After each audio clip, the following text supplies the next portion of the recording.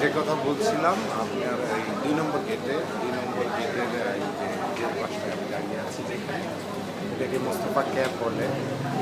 এবং আপনারা দেখছেন রাস্তা ফুটপাতের উপরেই কিছু টেবিল লাগানো আছে, এখানে বসে চাটা খায় সবাই।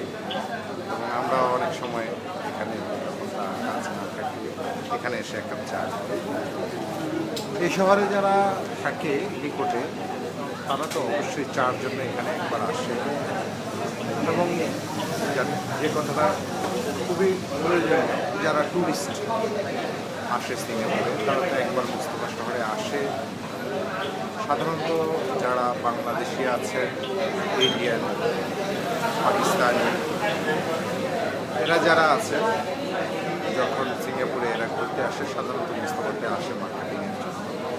এবং এই ক্যাফে বসে খুবই সুপরিচিত, এই ক্যাফে বসে একবার এক কাপ চা খায়। যাই হোক, এ হলো কি আপনার দ্বিতীয় গেট, মোস্তফা সেন্টারের নিচে আমি দাঁড়িয়ে আছি। বন্ধুরা, আবার কথা হবে, দেখা হবে।